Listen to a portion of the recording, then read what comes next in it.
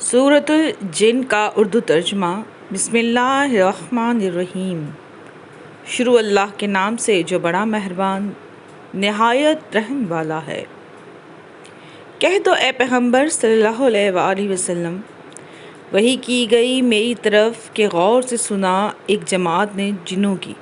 تو کہنے لگے بلا شبہ ہم نے سنا ایک عجیب قرآن جو ہدایت دکھاتا ہے بھلائی کی طرف، سو ایمان لائے ہم اس پر، اور ہرگز نہیں ہم شریک کریں گے اپنے رب کے ساتھ کسی کو، اور یہ کہ بہت بلند ہے شان ہمارے رب کی، نہیں بنایا اس نے کسی کو بیوی اور نہ اولاد، اور یہ کہ کہتا رہا ہے ہم میں سے کوئی بے وقوف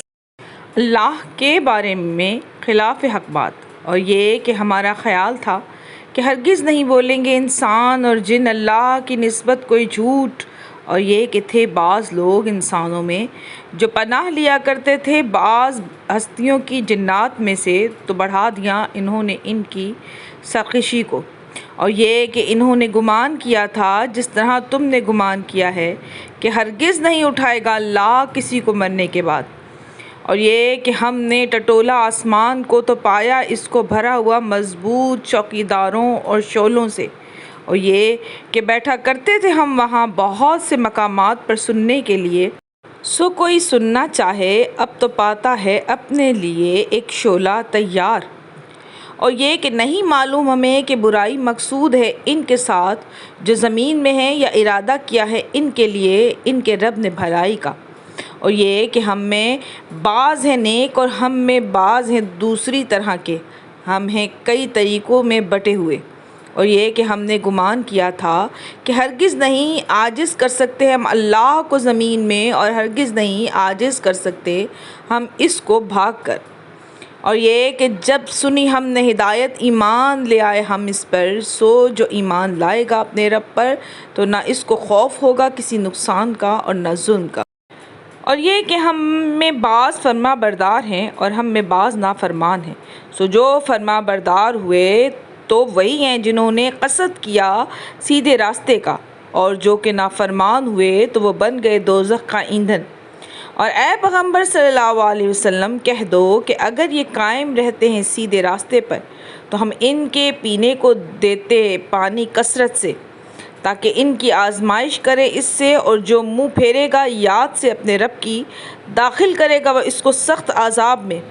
اور یہ کہ مسجد اللہ کے لیے ہیں تو نہ پکارو اللہ کے ساتھ کسی اور کو، اور یہ کہ جب کھڑا ہوا اللہ کا بندہ اس کی عبادت کو تو قریب تھا کہ وہ ہو جاتے اس پر ٹوٹ پڑنے کو۔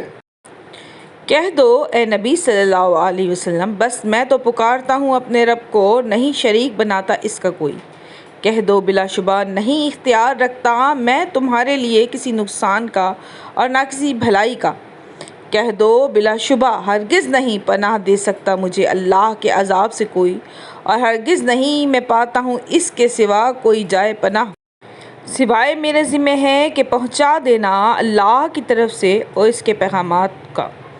اور جو نافرمانی کرے اللہ اور اس کے رسول کی تو بلا شبہ ایسوں کے لیے جہنم کی آگ ہے، وہ رہیں گے اس میں ہمیشہ،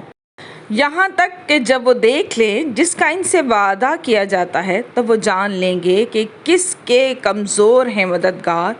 اور کم ہیں شمار کس کا۔ کہہ دو نہیں جانتا میں آیا وہ قریب ہے جس کا تم سے وعدہ کیا جاتا ہے، یا کر دی ہے اس کی میرے رب نے مدت دراز، وہی جاننے والا ہے غیب کا، سو نہیں ظاہر کرتا اپنے غیب پر کسی کو سوائے جس کو وہ پسند فرمائے رسولوں میں، تو بے شک وہ مقرر کر دیتا ہے اس کے آگے اور اس کے پیچھے نگہبان، تاکہ معلوم کر لے کہ بلا شبہ انہوں نے پہنچا دیے ہیں پیغامات اپنے رب کے، اور اس نے احاطہ کر رکھا ہے اس کا جو ان کے پاس ہے، اور شمار کر رکھا ہے ہر چیز کو گن کر۔